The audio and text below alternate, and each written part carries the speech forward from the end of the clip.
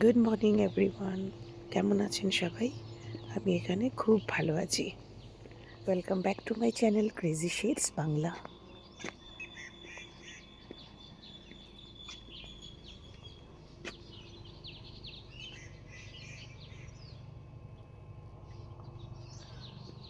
আমি এখন রয়েছি বিনসর, উত্তরাখণ্ডে। এখন বাজে সকাল 6:30। কত পাখির আওয়াজ শুনতে পাচ্ছেন? এই জায়গাটা পাখির জন্য খুব বিখ্যাত। অনেক বার্ডস আসে সকালবেলা। শুনেছি বাইরের থেকেও লোক আসে, ফরেনার্স,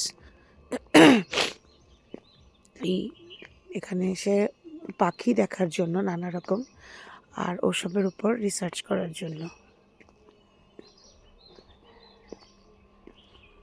পার্টিকুলার দু একটা লোকেশন আছে এখানে, যেখানে লোকে সকালবেলা উঠে পাখি দেখতে যায়।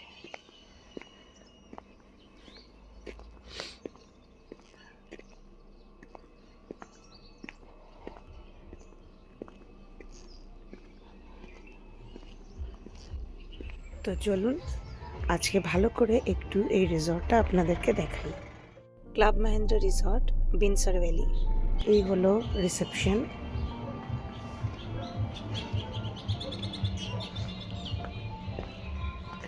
আর এইদিকে গিয়ে রয়েছে সব রুমসগুলো।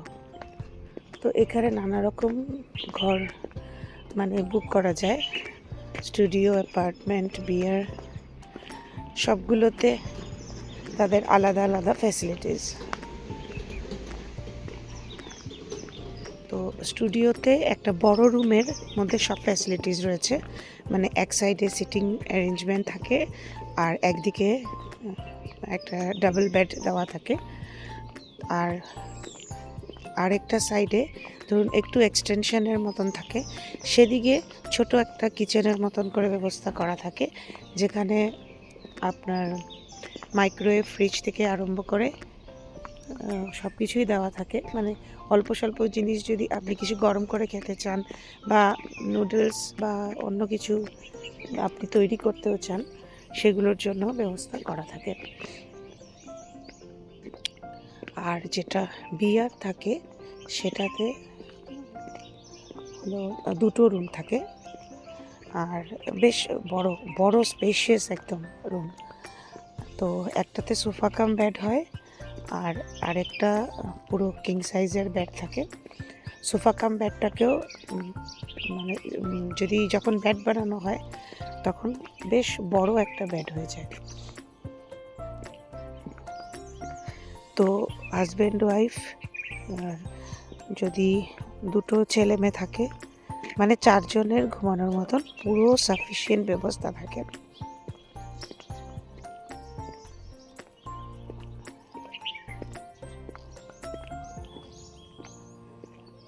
এই ক্লাব মহেন্দ্র রিসোর্টটা মানে বিনসারেরটা দেখতে পাচ্ছি খুব একটা বড় এরিয়া না, তবে বেশ সুন্দর, ছিমছাম।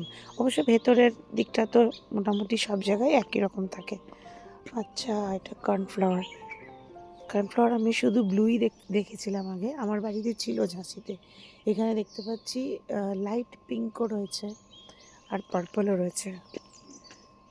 বেশ ভালো দেখতে পার্পলগুলো। আমার বাড়িতে ছিল শুধু পিঙ্ক, ব্লু, এই কালারটা। ওই যে এখানে আরও একটু অন্য অন্য কালার রয়েছে।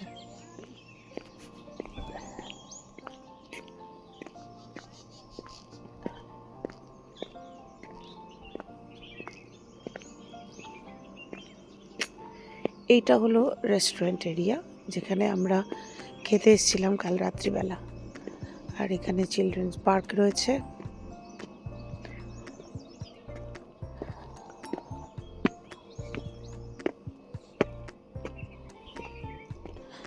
এখানে সুইমিং পুল তো নজরে পড়লো না, অন্য রিসোর্টগুলোতে আছে। হতে পারে তার জন্য, কারণ এটা তো একটু ঠান্ডা এরিয়া, তো সুইমিংয়ের কোনো চান্সই নেই।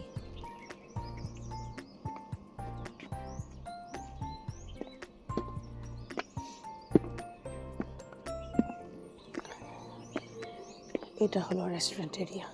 তো এখানে বাইরেও সিটিং অ্যারেঞ্জমেন্ট রয়েছে, আর ভেতরে তো রয়েছেই।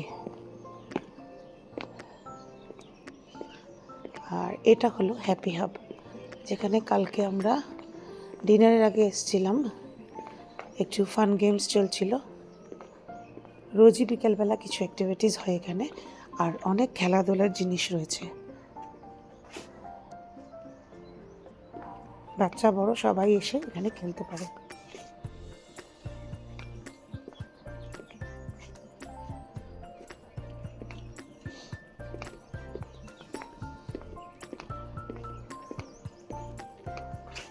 এই যে দেখুন, বাচ্চারা এসে ক্লাইম্ব করতে পারবে। রশির সিঁড়ি আছে এখানে একটা। এদের গোয়াতে যেটা রিসোর্ট রয়েছে না, গোয়াতে তিনটে রিসোর্ট আছে ক্লাব মাহিন্দ্রার। আমি বারকা বিচেরটায় ছিলাম, বিশাল বড়, আর ওখানে অনেক কিছু আছে, অনেক। আচ্ছা, তো এখানেও একটা ছোট পার্ক রয়েছে। খুব সম্ভব এখানে বিকেলে কখনো এদের কিছু না কিছু চলতেই থাকে তো অ্যাক্টিভিটিস। তো এখানে দেখে মনে হচ্ছে বারবিকিউ টারবিকিউ লাগানো হয় কখনো কখনো।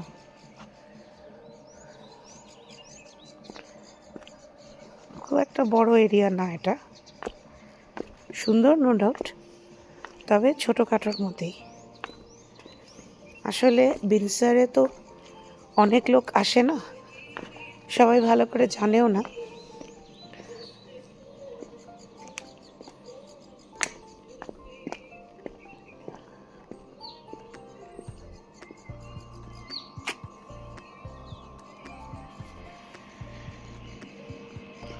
ব্যাস এইটুকুই।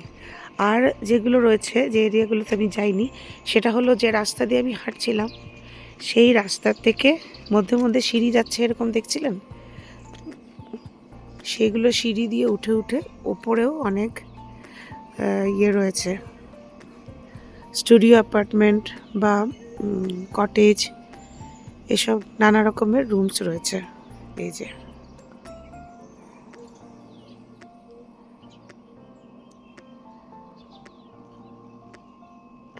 প্রকৃতি প্রেমীদের জন্য জায়গাটা খুব সুন্দর, মানে রিল্যাক্স করার জন্য।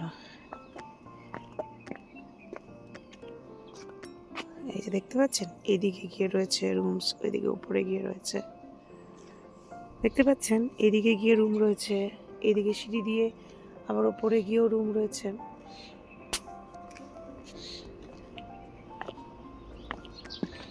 তো যাই এবার ঘরে গিয়ে স্নান টান করি।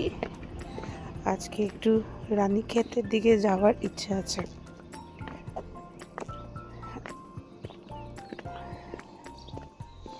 তো এই ব্লগটা এখানেই শেষ করছি। নিশ্চয়ই আপনাদের এই রিসোর্টটা দেখে ভালো লেগেছে।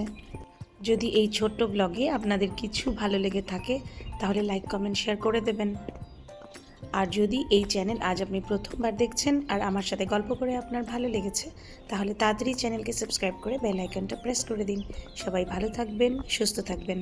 আবার দেখা হবে নেক্সট ব্লগে। নেক্সট ব্লগ আমি এখান থেকেই শুরু করব। টাটা।